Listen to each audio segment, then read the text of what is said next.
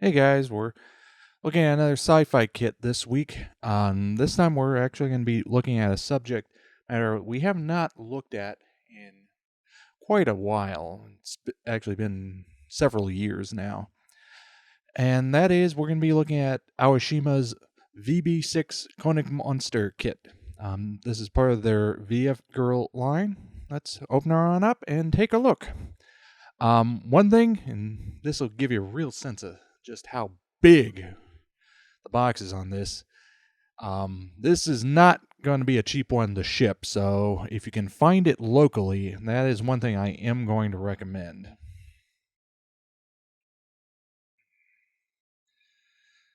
I'll set the instruction decals aside for a minute, and let's dive into her.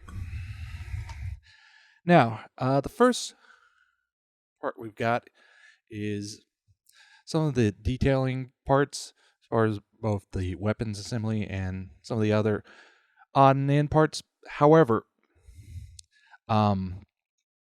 these are a sort of off gold color, and to be honest, it looks pretty poor. This is definitely a part that would do with some painting that would absolutely help it stand out and look amazing. It does have some surface detailing, and apologies, this is because of the size of the box and everything. It means I'm having to position the camera at an odd angle from what I usually do. But there is some minor detailing on it, which, again, nice pin wash should hopefully bring all that detail out. Much the same here on these exhaust parts. Again, that same sort of poor gold color. Continuing on, next up we've got some of the flesh parts. Flesh tone by itself, is serviceable. Again, possibly some pastel shading would really bring it out. But on that, just out of the box, I'd call it good to go. Can't find any type of surface imperfection on it. Hopefully this is showing up on camera well. Again, do apologize. On angle. Now, this is one of the only clear parts included in this is really not showing up well. Do apologize. Hang on one second while I adjust something. There we go. That's much better.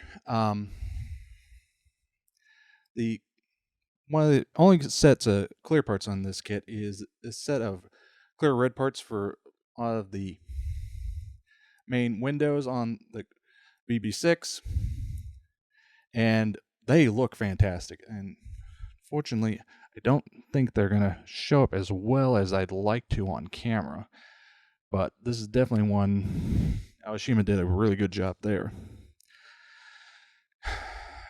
Continuing on, we've got our various components now into the figure, namely her legs and a few other odd and end parts. Casting quality is acceptable. Surface detailing is also very nice. Again, some of the parts will require a little bit of paint to really make them stand out. But yeah, no real complaints there. Again, with this white sprue.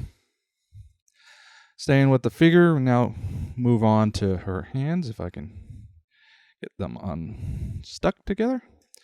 We're given two sprues with various poses for the hands. Now, these sprues are made of some type of softer plastic. It's has a lot more flexibility to it than the regular plastic does. I think some of this is so as to allow you to adjust the grip as needed and sort of force it where you need to have her holding onto stuff. Continuing on. I do like that we get a large number of different hand poses that we can use. That is always a good thing. Now, next up we've got our faceplates. I'm going to leave them in the bag only because they'd get everywhere otherwise. I have 2 different styles and then 2 blanks of those styles. The paint jobs on the supplied painted ones are good. No complaints. As for the sculpting on the blank ones, again, no complaints. We'll see once we get to the decals that are supplied to fill those in, or alternatively, you can paint them yourself. Now, this is where this kit gets a little interesting, as we're given these extra couple of sprues and an alternate color. Nothing I saw on this mentioned their inclusion. They're just a separate alternate color for some of the hair, tail, and a couple other odd and end parts, including her ears and these as well. So it's a little strange that Aoshima would include those without giving us any type of clear instruction as to why. Now, as we move on, we're starting to get into the main structural components for the Konig Monster. This is where the kit really starts going out in the weeds in terms of complexity. This is one that definitely am not going to recommend for anyone who's not built a fair amount of kits before, as even as someone who has, this is going to be an intimidating one. But as you can see here from these outer armor parts, we're going to be building up almost like a shell. As well as on here, these. And it's going to get very complicated as we move through all the structural components, which, to be honest, I would say are roughly comparable to Bandai's offerings. They are a little more glossy, I will say. But in terms of detail, they're more than adequate.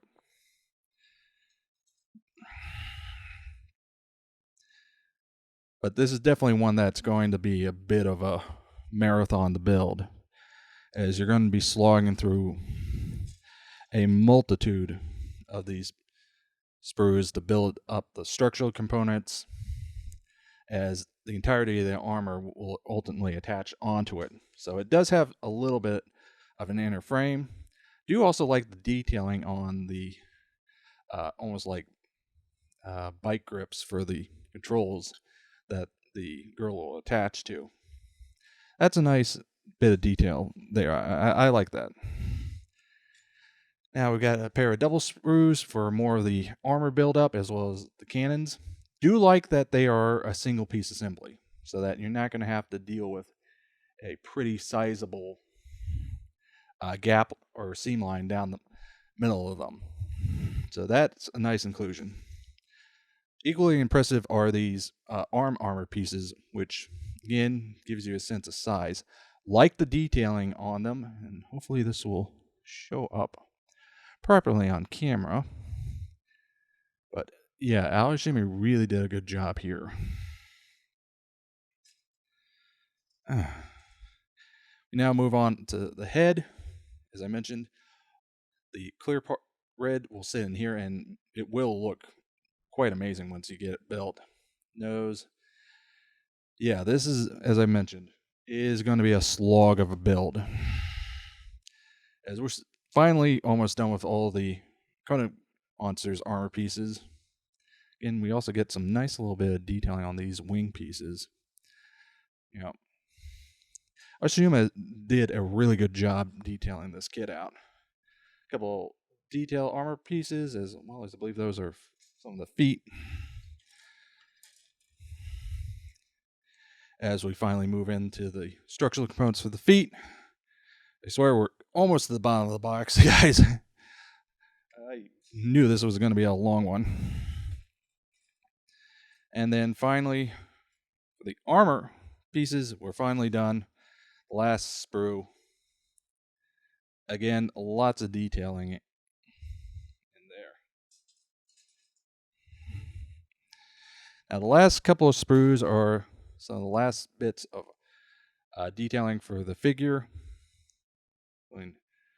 a couple different styles. Now her hair is interestingly broken up in a couple different ways. That's going to be a bit of a challenge, as you'll probably more than likely have to deal with some sizable seam lines and might have to do some putting. You're also given an additional 2 styles of tail, and this is where it gets weird. Now, I'm not sure why we're given so many different styles, and I'll check again in the instruction sheet as we go. Moving on to now her torso and legs. Again, the just out of the box flesh toning is more than adequate, but just a little bit of pastel weathering would really make everything just jump and take it from, an 8 to a 9. Then got all of our polycaps for her. These are a much harder plastic than, say, Bandai's, so that is something to be aware of. You can't quite manhandle them as much as you would Bandai kit. Some of the last armor parts for her. Last of her flesh parts, including legs, arms, and then another set of polycaps. So give me a second to get everything back in the box, and then we'll move on to the decals and instructions. Okay. So, first up, we are given a sheet of stickers for use on detailing most of the pieces. If they're anything like Bandai's, I would say just skip them. They're not going to be worth your time. Now, as for the decals are really nice. I mean, the whites are really nice and white. That will definitely make your life easier. I would still slightly recommend, if you can, maybe scan them in and use that as a template for masking and painting, but it's more than usable in their state. Similarly, given multitude of different style of eyes for use with the figure, far more than you're actually given faceplates. So I would even go so far as to say, if you really want to, I would recommend recasting some additional faces. Now, this is the book for the instructions. This is why I was saying this is one I'm intimidated by, because it does start building up the figure, which is a fairly complex figure. And I'm going to try to hold this as best I can, which, as you would expect, start with the head and work down, moving through her torso for building out her legs and arms, and adding on the armor parts for her. We then move on to the monster. And this is where it gets really complicated really quickly. This is arguably one of the most complex build sequences I've encountered. Mainly due to the fact that the thing is designed to transform. It's designed to be positionable and repositionable. Because of that, if you do decide to paint it, I would say pick one pose, build it in that way, and cement it in place, because it's going to be a bear once you get this assembled, with the amount of movement it has to repaint stuff as paint rubs in any way. Now, Aoshima does do a good job of leading you through this process, but it's still a very complicated and very drawn-out process. I have no way to say, any tips to offer that would simplify it. Just that this is definitely going to be a marathon kit as opposed to any type of sprint. This is a year-long project as opposed to, a quickie build. even if you're just, building it and not painting it. I mean, this will take easily a couple of months, depending on how much time you're putting in. But, as we build up through the center fuselage and out to the wings and the arms, and then finally the legs, I mean, I do like that they show you where all you need to do to position it into different forms. That is a massive plus, because without that, you could easily completely destroy this thing, just because of how much it has in terms of posability and movable parts. And then we finally are showing how to attach the figure for the given style, and then finally we do the full robot form, and that finally gets us to the end. Now, they are only given a paint and decal key for the monster. You're not given anything for the figure, so that's both good and bad, and that you're free to do as you choose. But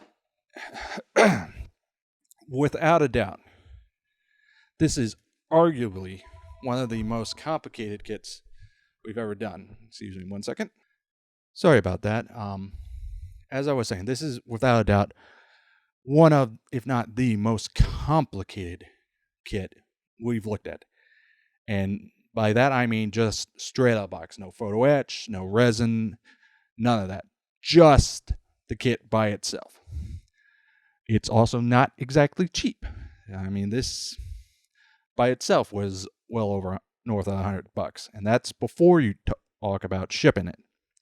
So, as I mentioned at the start, absolutely, if you can find it locally, get it locally. You will save yourself a lot of money trying to ship this thing.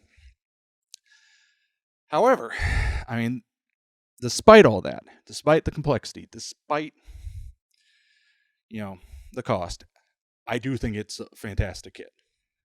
It's definitely going to be one of those, centerpiece type models just from its size alone.